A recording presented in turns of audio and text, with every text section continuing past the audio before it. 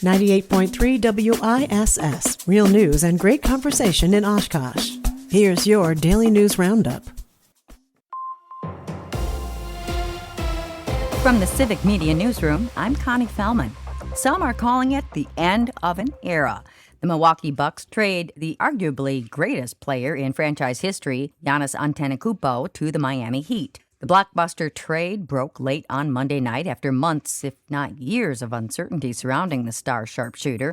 On a special edition of Civic Media's Make the Call, Jimmy Casca and the crew commiserate over the trade, seeing Giannis leave Milwaukee, and the championship legacy Bucks fans still get to hold on to. I was very sad for a while because it's to me, the end of an era for the Bucks. It's just one of those things, like, you knew it was coming, you didn't want it to happen, and it did anyway. I'm curious about where you guys are at. I felt like this was inevitable, and we have finally arrived to that day. As Jimmy says, Giannis saved basketball here in Wisconsin and delivered the 2021 title, the parade and years of memories that can't be taken away. A man accused of secretly placing a recording device inside a bathroom at the Menominee Medical Office where he worked is now facing charges in Eau Claire County. Medical assistant Meng Vang has been facing 30 felony charges in Dunn County, but now faces additional charges, with prosecutors saying they found images secretly recorded by the defendant at a Reform Medicine office in Eau Claire. Vang is scheduled to appear in court on the new charges today. Finding new leadership for UW-Madison and the state university system will cost hundreds of thousands of dollars and take months to complete. The combined searches for a new chancellor and system president are expected to exceed $461,000. Outside firms are leading the effort, helping identify candidates and manage the hiring process. The president's position became vacant after a high-profile firing of Jay Rothman earlier this year. Regents say they hope to fill that role first, with a decision expected later this fall.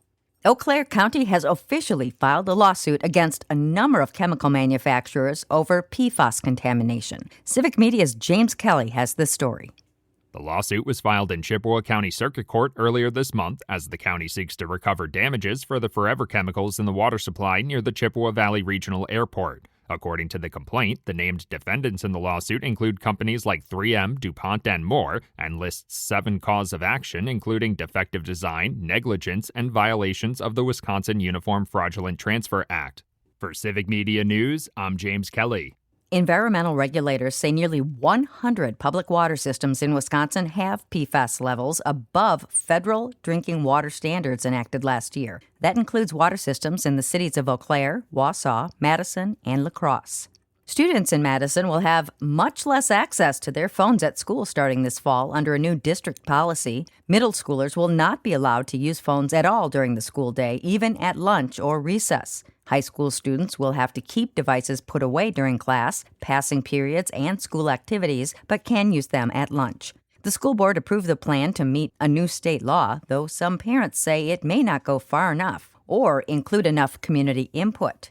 The furthermost upriver lock in the lower Fox River system may soon see boat traffic again after being closed for more than a decade. The Fox River Navigational System Authority has approved an agreement with the DNR on the Menasha Lock.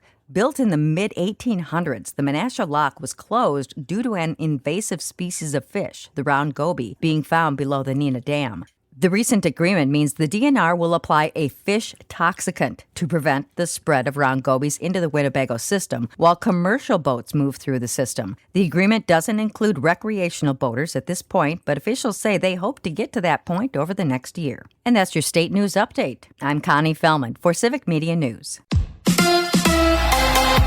No comment from the Bucks. Hi, I'm Mike Clemens with Sports. NBA Bucks general manager John Horst had no comment about trading Giannis to Miami. Until trades are approved by the league, we're not allowed to comment on anything, and so there won't be any conversations about that. Horst says that won't happen until July 6th. Last night, the Bucks drafted Malik Lewis, a forward in the Australian League, in a 3-way deal for cash with the Wizards and the Heat. Nate Ament, taken in the first round, on joining a Bucks team in transition.